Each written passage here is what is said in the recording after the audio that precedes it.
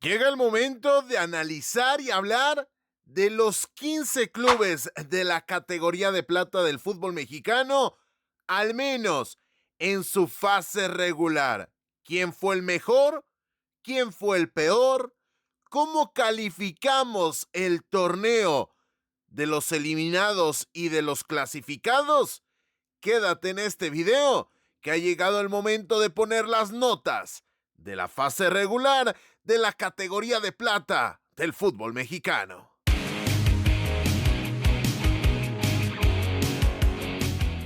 Hola, ¿qué tal? Bienvenidos a este nuevo video de la Liga de Plata MX, tu proyecto de confianza para hablar de la segunda categoría del balompié mexicano. Y en este caso, para poner las notas de los 15 clubes de esta segunda categoría. Rápidamente explicar el formato de este video. Vamos a organizar del 0 en la calificación al 10. ¿Quién ha sido el mejor alumno en la clase y quién ha sido el peor de este curso futbolístico? Lo estamos haciendo previo a la liguilla para focalizarnos a partir de este momento en lo más importante, que es la fiesta grande de esta categoría, y cerrar con este video precisamente nuestro análisis, nuestra cobertura de la fase de grupos. Así que sin más tiempo para perder,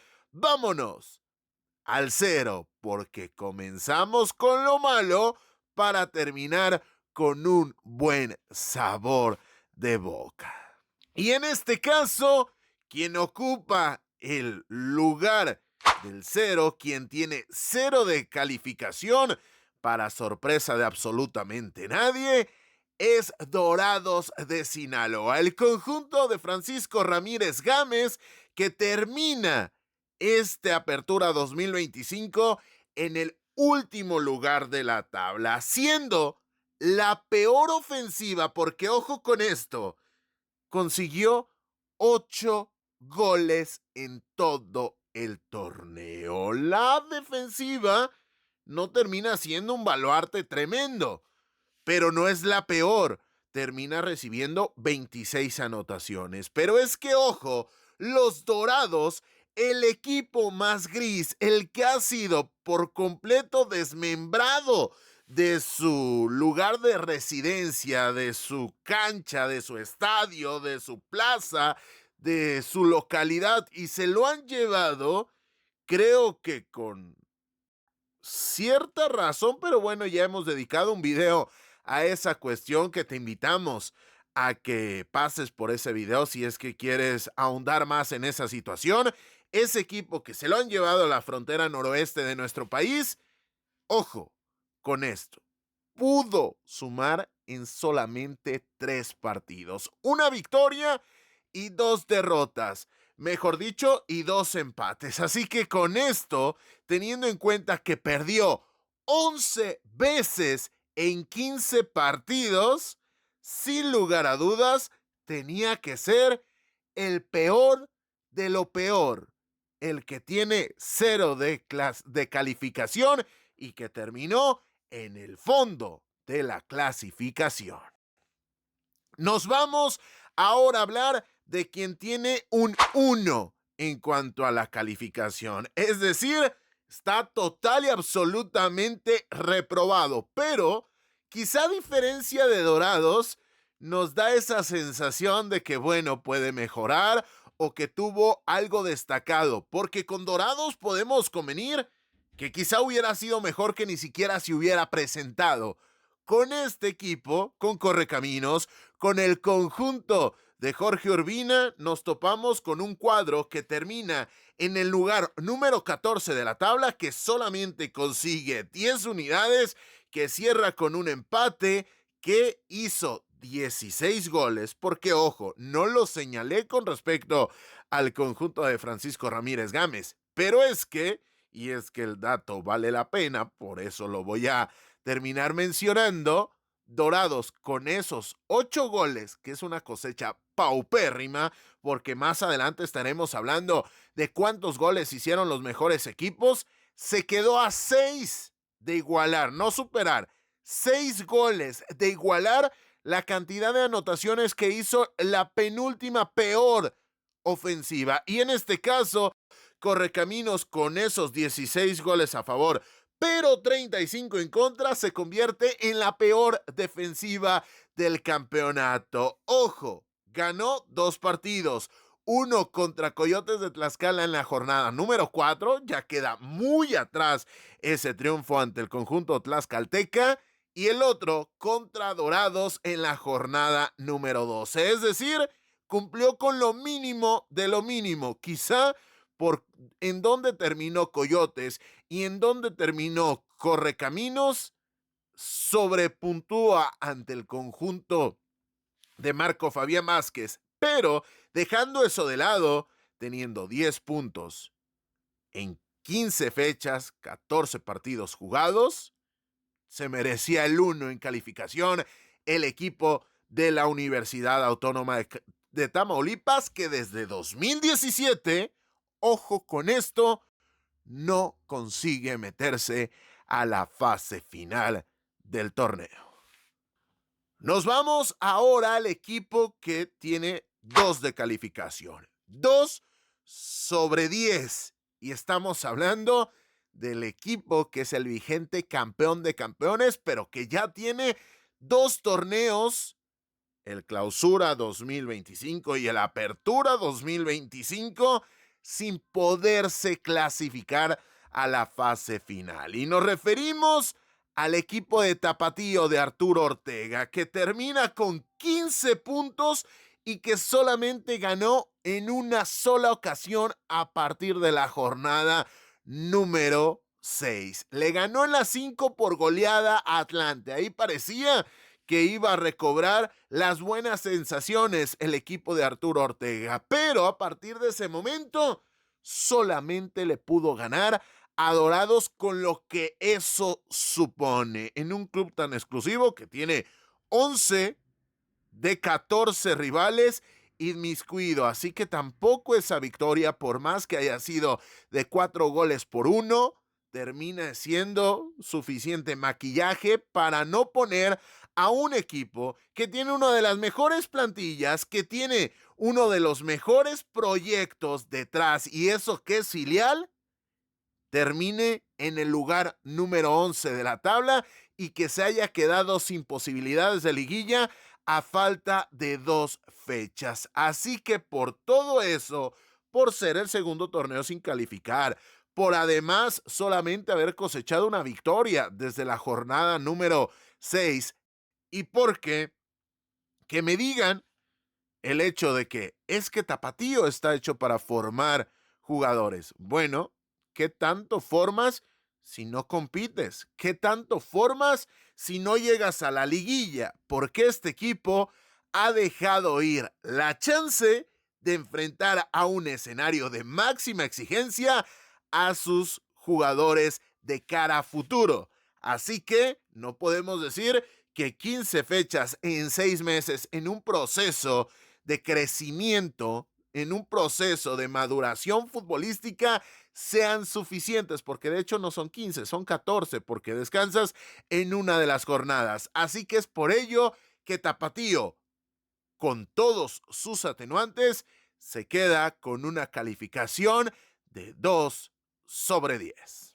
Ahora llegamos a otro equipo que en la tabla de posiciones termina un poco más arriba, pero con respecto a la evaluación libra por libra, es increíble, es verdaderamente llamativo que haya terminado tan abajo. Y estoy hablando del Atlético La Paz, una de las mejores instituciones de esta división, una de las directivas más serias, uno de los proyectos más sólidos desde el punto de vista económico, una de las plantillas con nombres más rimbombantes y una de las nóminas más altas de la segunda categoría, y una vez más se queda sin liguilla. Ojo, que el equipo de Hugo Norberto Castillo suma 17 unidades. Se queda a un punto de empatar lo que hizo Tepatitlán para meterse a la fase final. Pero repito, aquí tenemos que evaluar conforme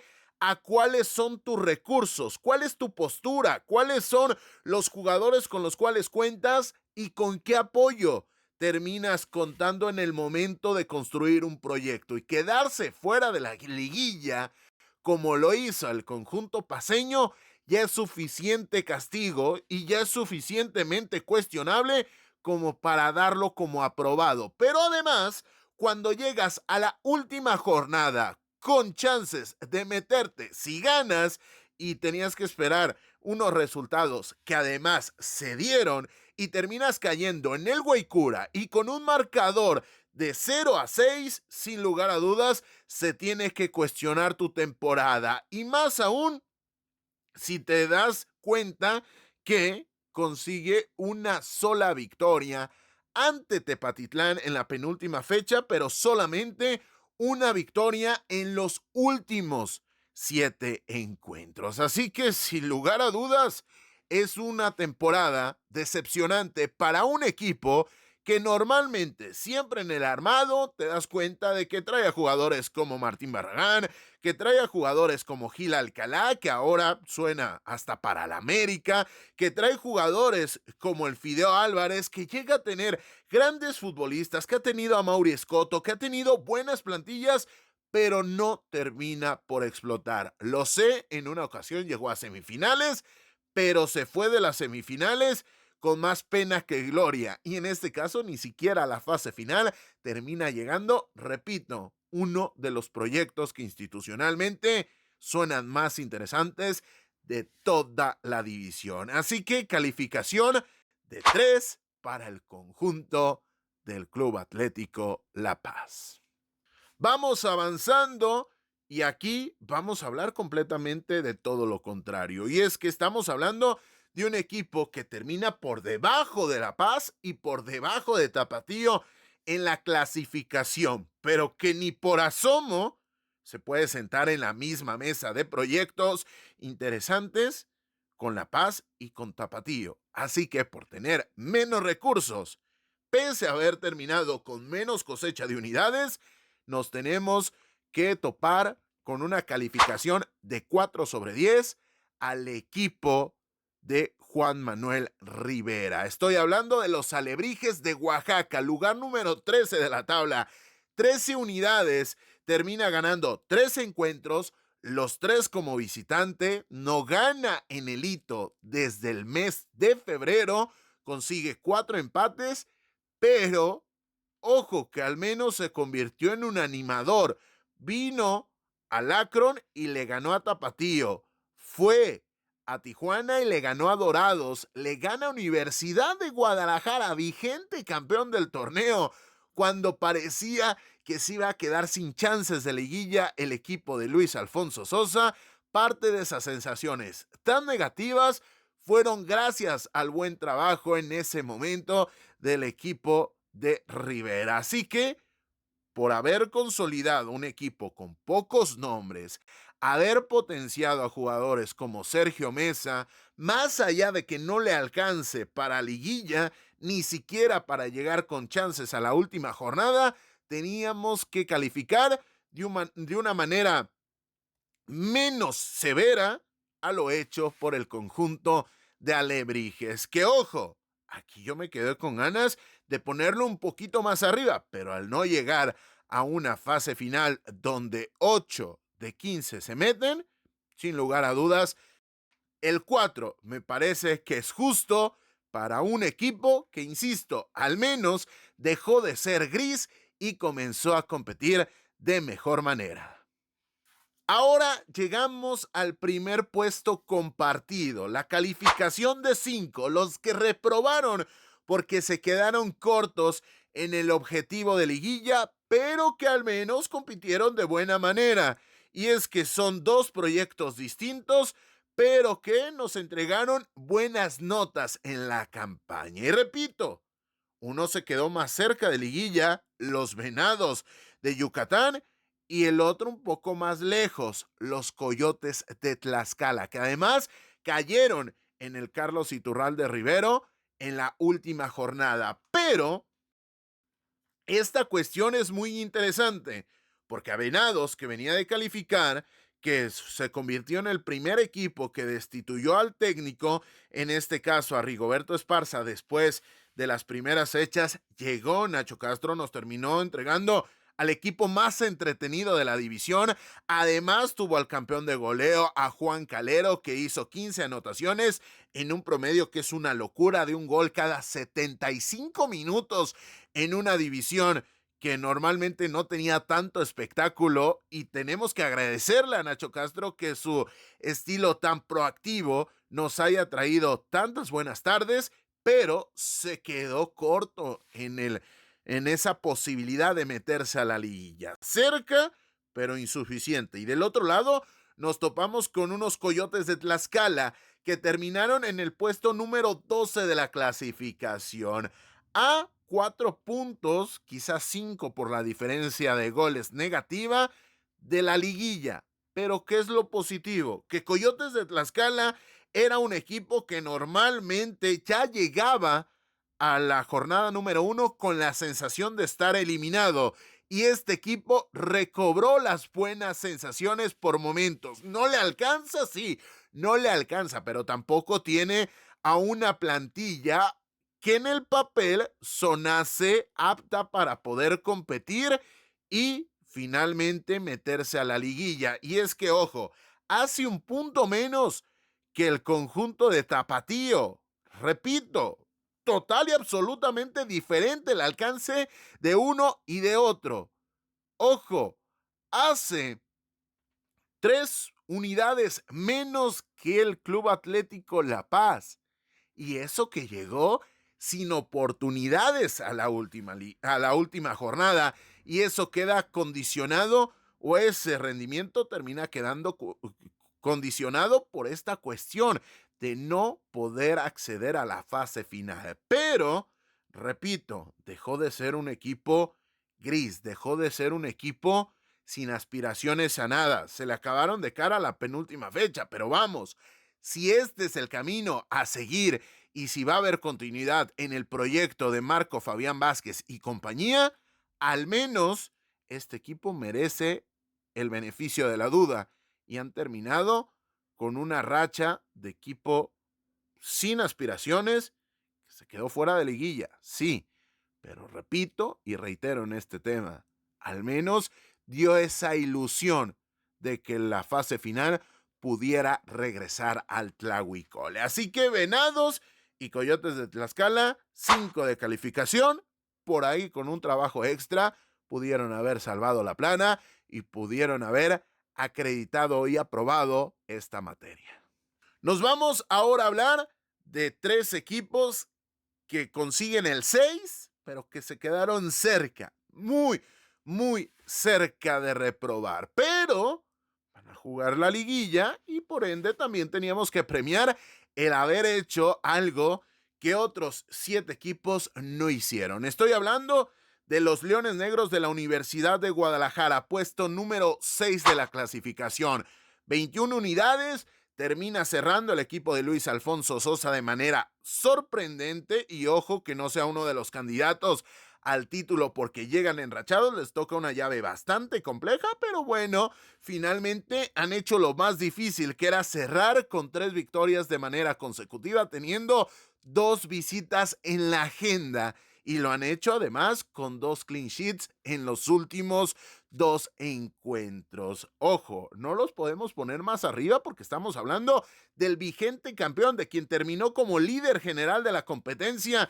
el torneo anterior, y no aspirar a los puestos altos para una institución tan grande como lo es Leones Negros tiene que ser una cuestión como para voltearse a ver con mucho detenimiento. También comparte este sector Atlético Morelia, puesto número 7 de la tabla, 19 puntos. El último partido fue horroroso, al menos desde el punto de vista neutral y desde el espectáculo, pero consiguen el trabajo y se terminan metiendo a la fase final. Comenzaron el torneo con Gilberto Adame, lo continuaron con Mario Ortiz y Juan Pablo El Pato Alfaro y se han metido a la fase final. ¿Les toca un rival complejo? Sí, pero será interesante ver qué pueden hacer los canarios en el momento de la verdad. Y finalmente, Tepatitlán, que se queda con un 5.9 de calificación que sube a 6 porque termina entregando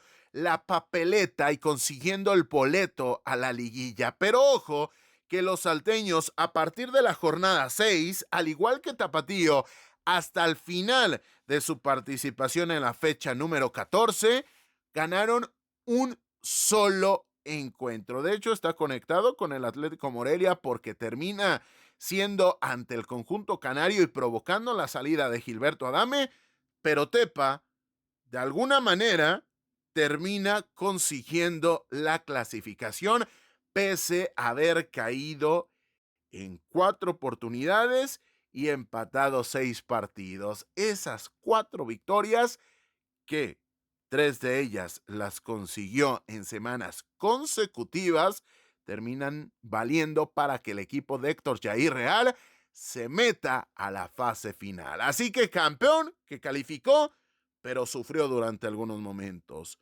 Equipo grande como Morelia, que tuvo que depender de un empate en la última fecha para meterse a la liguilla, y unos salteños que se pueden enganchar de cara a la fase final, se quedan con calificación de 6 en este curso futbolístico Apertura 2025.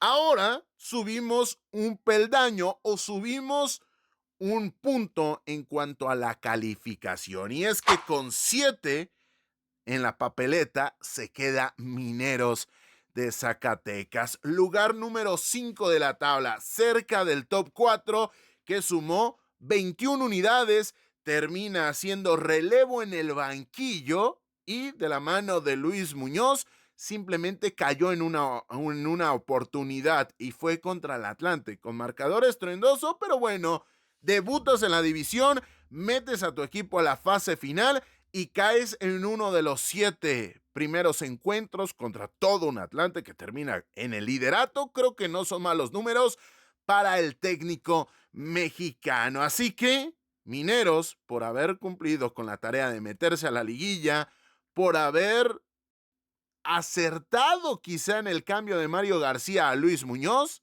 se termina quedando con un 7 de calificación. Llegamos ahora ya a los puestos altos y tuvimos en esta temporada a un alumno nuevo que termina en el top 4 de la clase, que termina en el 4.º lugar de la clasificación. Y estoy hablando del Irapuato, de Daniel El Borita Alcántar, que llega a la Liga de Expansión in extremis en el último tramo con muchísimas polémicas, pero termina consiguiendo el boleto a la fase final y repito, al menos en la primera ronda de la fase final va a recibir el primer partido de vuelta en el Sergio León Chávez. ¿Pudo haber sido mejor el estreno? Sí. ¿Pudo haber terminado en el tercer lugar, en el segundo o en el primero? Pero por debajo está el quinto, el sexto, el séptimo y así hacia el 15º. Quizá a algunos les parezca poco, a mí me parece mucho regresar a una liguilla donde no estabas desde hace mucho tiempo, desde hace 9 años, y meterte al top 4 me parece tremendamente destacado, con lo cual esos 23 puntos, ese 4.º lugar y un buen redebut en la categoría son suficientes para darle un 8 de calificación a la trinca fresera. Llegamos a hablar de los 3 últimos equipos. Y aquí puede llegar a ser muy polémico porque los 3 de los cuales nos resta hablar fueron lo mejor de lo mejor. Los 3 terminaron con 30 unidades. Pero ojo, uno terminó en el liderato, otro en el segundo lugar y otro en el tercer puesto. Así que, ¿cómo calificar? Bueno, lo hicimos de la siguiente manera, con 9 de calificación, siendo muy destacado Cancún y la Jaiba Brava. 30 unidades. Cancún, la mejor defensiva del torneo. 7 goles. Se quedó a un gol de haber terminado la fase regular en el Andrés Quintana Roo sin recibir gol en 7 encuentros. Ese golazo de Alejandro Bravo fue mucho castigo para el equipo de Miguel Bravo Prado, que además debutó haciendo 30 puntos en México y en la categoría, así que sensacional el trabajo con el ecuatoriano ex de Independiente del Valle, pero deja ir el liderato en el último tramo. No termina como invicto, cosa que la Jaiba Brava sí, así que algo teníamos que cuestionarle a un proyecto sensacional que desde lo futbolístico nos entregó las notas más altas de este campeonato hasta el momento. Comparte el 9 con el único equipo que terminó invicto. Sí, señoras y señores, invicto terminó el equipo de Marco Antonio El Chima Ruiz. 30 unidades, pero en el tercer puesto. Y es que ese último partido le quita la excelencia de haber ganado en el Morelos 32 unidades, líder invicto. Le poníamos 11 de calificación, pero ese empate termina siendo un lastre para un equipo que no fue ni la mejor ofensiva ni la mejor defensiva, pero aún así es el único invicto. Y desde aquí lo digo, para mí, para Carlos Alberto Valdés, que te saluda en estos micrófonos, si la Jaiba Brava fuese campeón, que tiene muchas chances de serlo, va a ser difícil la liguilla, pero tiene chances de serlo, y lo hace de manera invicta, tendrían que pintar de dorado el trofeo de esta categoría para dárselo de esta manera simbólica por ser un equipo invicto, algo que desde hace mucho tiempo no se ve en esta categoría. Y Monarca, para eso falta, pero aquí el reconocimiento para el conjunto de Marco Antonio El Chima Ruiz. Señoras y señores, por descarte usted ya sabe a quién hemos colocado con el 10 perfecto de clasificación. Aunque, ojo, su torneo no fue perfecto, pero finalmente termina en la cima y es la mejor ofensiva del torneo. Estoy hablando del Atlante de Miguel de Jesús Fuentes, severamente criticado en las primeras 5 semanas de competencia. Le tocó descansar en una, pero ojo, que a partir de ese momento, que parece que es catártico en esta división, porque a partir de ese momento a Tepatitlán le dejó de ir de manera espectacular, a Tapatío le dejó de ir de buena manera, al Atlante le fue de manera formidable. Es el equipo que llega más enrachado a esta fase final, y es que el equipo de los Potros de Hierro terminan con 30 unidades, goleando al Club Atlético La Paz en la última fecha y consiguiendo un total de 35 goles a favor. Los 10 en contra es un número sensacional, pero los 35 a favor son una absoluta locura, porque estamos hablando de un torneo de 14 fechas, es decir, prácticamente en los números, cada que te enfrentabas al Atlante le tenías que hacer 3 goles, porque te iba a hacer 2 prácticamente de manera automática. Evidentemente esto se desarrolla de una manera distinta desde el punto de vista futbolístico, pero ahí están los números, ahí está el buen trabajo de Miguel de Jesús Fuentes, al cual criticamos en este canal, al cual cuestionamos en las primeras fechas, pero que ha terminado con el liderato a cuestas. Así que formidable y aplausos, tanto para Atlante como también para Cancún y la Jaiba Brava, los 3 mejores equipos de la Apertura 2025 de la Liga de Expansión, al menos en su fase regular. Veremos, y aquí estaremos hablando de lo que ocurra en la liguilla. Así que, señoras y señores, estos son la manera en la cual terminamos ubicando a los 15 equipos. Estos son los resultados. Dime, ¿tú qué opinas? Déjalo ahí en la cajita de comentarios. Recuerda, suscríbete al canal, activa la campanita. Para ti debimos saber castigado más a los Leones Negros, ser más condescendientes con el Club Atlético La Paz. Ahí los micrófonos están abiertos. Un like, un comentario nos ayuda a seguir creciendo.